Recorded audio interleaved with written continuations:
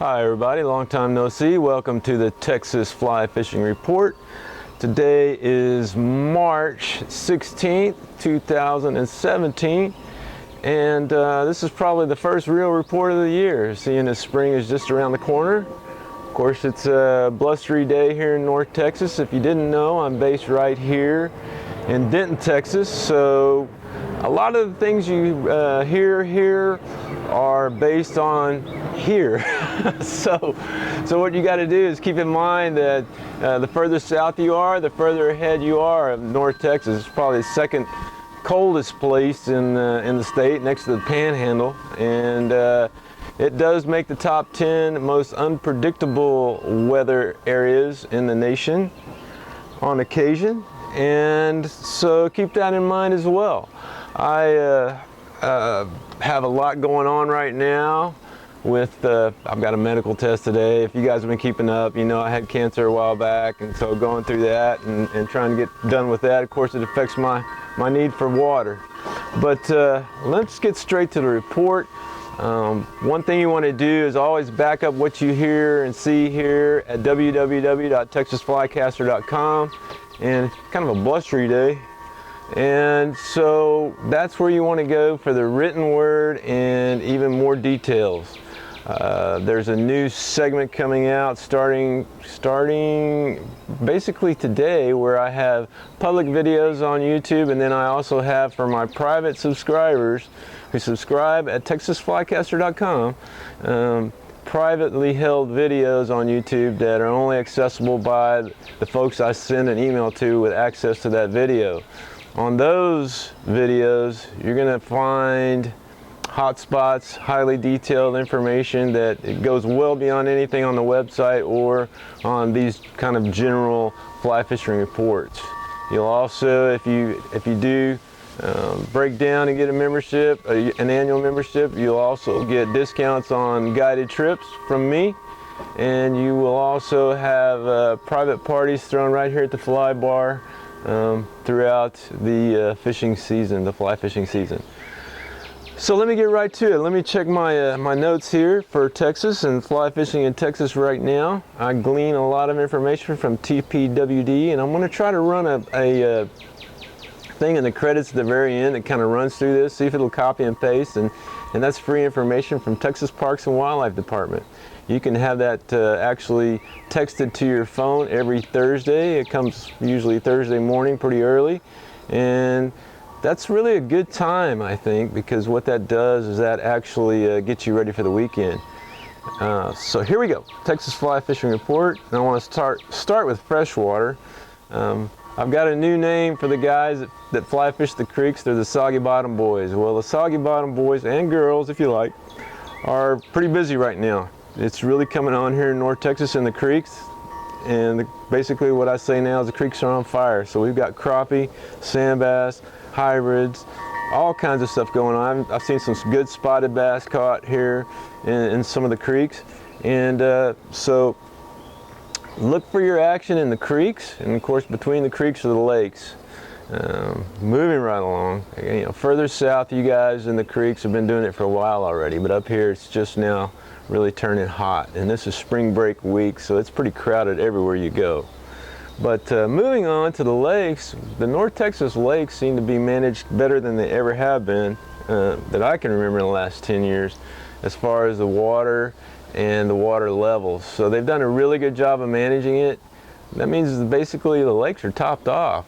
I mean, we're just now headed into the super rainy season. We're below average for January and February. We're looking pretty weak here in North Texas for March, but we started with a lot of water, which is unusual.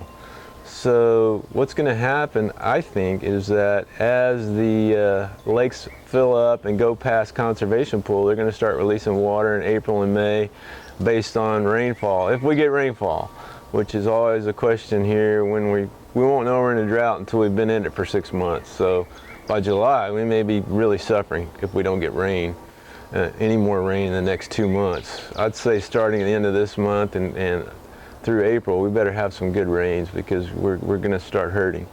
But so that's the scene on the water levels on the lake. That of course generates fishing in the creeks, because the water flows through and between and into the lakes in those creeks, and that really excites the fish. The one lake I want to highlight right now, and all the conditions are fair to good for bass. Of course, they don't rate carp, but I'm hearing a lot of good things about carp this year, and we're going to go to some new places and look for carp. But the one lake I want to give a hot spot shout out to, if you will, is the Houston County Lake, which I don't know that I've been on that lake, but that one seems to be a little bit hotter than most. And as you go from North Texas to East Texas, the lakes get hotter as in more fish, more of a bite. So that's what you want to keep in mind. As you go south, it's pretty constant right now. It's about the same as North Texas, but when you get to the east and go towards Houston, it's really a better bite in the lakes.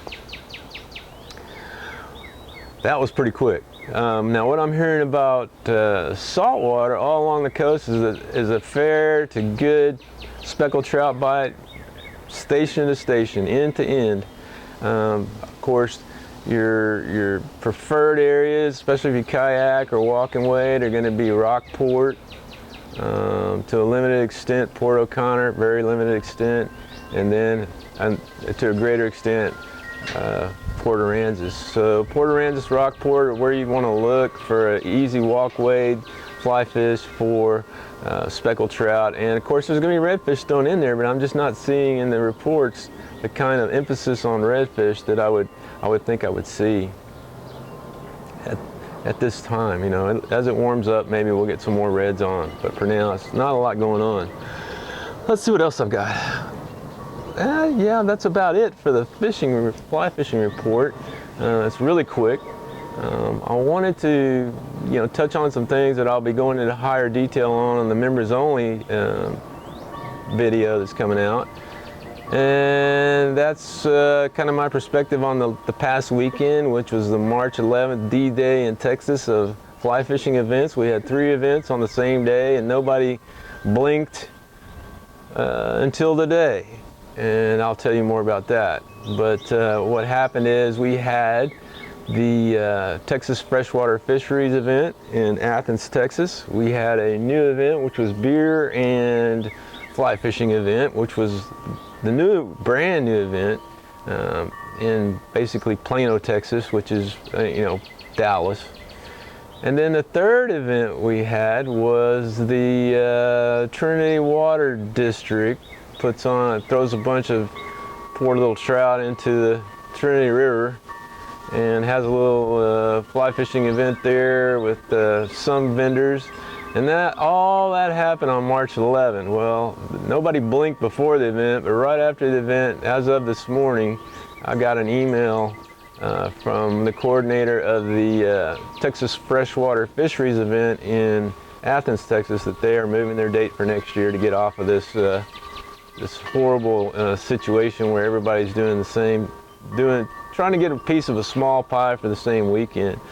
So that would be moving that one back to February, which to me is, I'll tell you more about that if you're a member, and my opinions on those things.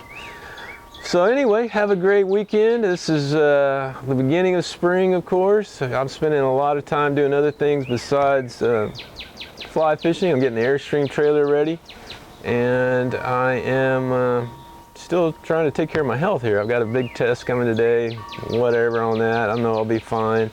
I appreciate your thoughts on that, and of course, if you are, I can speak for guys only, if you are a male between the ages of 40 and 60, I'd say pay attention to the warning signs of throat cancer, HPV-generated throat cancer like I had, and see your doctor.